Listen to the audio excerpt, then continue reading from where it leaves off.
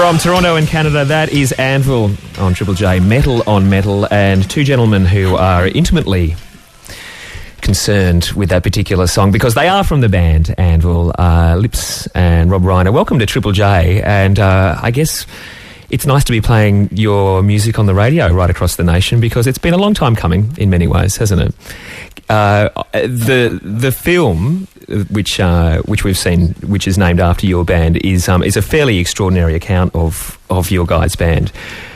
But for those who haven't seen it, and it's only just been released in Australia, so lots of people listening probably haven't seen it. Yeah, September 10th, I think. Is it? Yeah.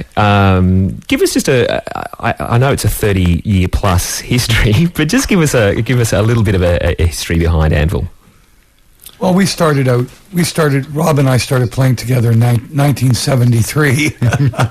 And we just kept it going, man, you know, built a band that we thought, you know, that would be never to sell out, you know, and become, you know, soft and lame. Keep the integrity keep the integrity going and never soften up, you know. And by the time we were about 18 or 19, we put sort of the band that we began recording together, you know. So, and there was some very strong success, wasn't there? Fairly strong success. Yeah, it was. Those early albums did very well. Influenced a whole generation of rockers that came after. Yeah. Did you realize that at the time, or was that No. We did everything innocently and honestly, only for ourselves. It was all for ourselves, hoping people would take it. Well, fast forward 30 years and the film finds you guys still making music, but at that stage, it's fair to say, things not going quite so well for Anvil. Well, that's really subjective. True. Well, we've been very successful. We recorded 13 albums and been touring for 30 years. See, that's what I love happily married with lovely children. Yeah, there's on every other possible level of life that couldn't be more successful. See, this is what I love about Anvil, the fact that you are successful to yourselves, which is so important. And how does it feel when the bands that you influenced did go soft? Or did, you know, there's a lot of bands, say, metal bands in the 90s who put out a lot of bad grunge records trying to skewer their music to fit the sounds that were popular at the time. And you guys are just playing the same awesome 80s thrash metal that you started out playing and just, you know, but still having to work day jobs. It never really bothered me because life is filled with balances. While I'm doing that supplemental work, I'm only working half days, and believe me, it's a lot better than everybody else that was working beside me. They didn't have Anvil. I get to leave and, you know, go on tours for a month and come back later, you know. And the thing that is so beautiful about this film is your love and passion for music shoots through so heavily, and it really reinvests your faith in music as well. Like for people who love music, you sort of realise that seeing people who do it for that pure reason because they absolutely love it, it's really inspiring stuff. But there must have been many times, and in the film you see that where you do question, you know, after all these years, why do we keep going? What is it? What was the motivation for you? Well, when people ask me why do we keep going, I always think it always makes me think of, well, I'm married. I've got 3 kids. The job is done. I guess should I stop making love to my wife? It's lucky you don't have to choose either, really, isn't it? Exactly. I mean, if you love something or love somebody, there's no reason for it to discontinue.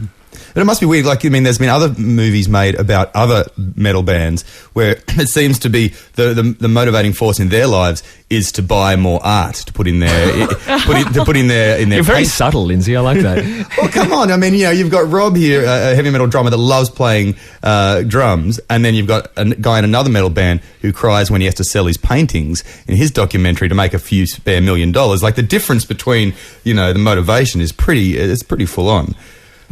Yeah, I can.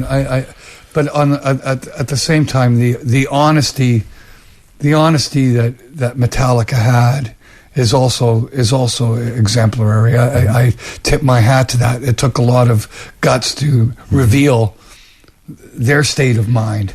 Well, speaking of and to understand what that really is, you couldn't ever understand it unless you were walk a mile in their shoes, you know. Very good point. But speaking of taking a lot of guts, obviously you had quite a strong and trusting relationship with the director, Sacha, who followed you around on tour when he was about 15 or 16 years of age, which is obviously why the footage that has made it to the documentary, it's very raw and very open. Has there been any part of you when watching it thinking, I wish I hadn't revealed so much about myself? Yeah, back in 1983 when Ross Helfand took a picture of me naked.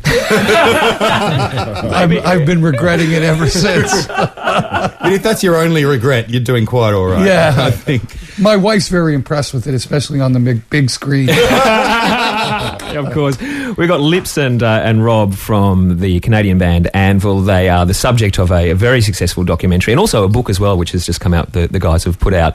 The documentary has reignited. I know that you said that your level of success is measured in the fact that you are putting out music and not so much about album sales and all that sort of stuff, which is great. But it is fair to say that this documentary has reignited a lot of interest in Anvil. Oh, absolutely, no doubt about It's it. changed everything. Well, we don't work no more. Yeah. Our day jobs are long gone. No more supplemental work. Yeah. So how are you feeling about after all these years, suddenly We're finding celebrating. It's an awesome celebration.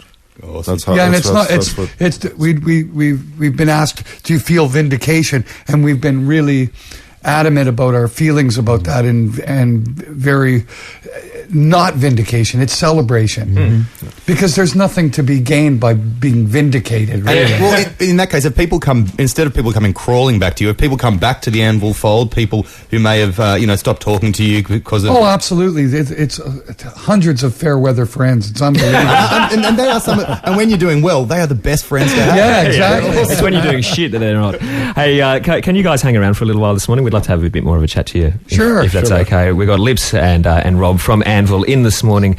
It's about 13 away from 9. You are on Triple J.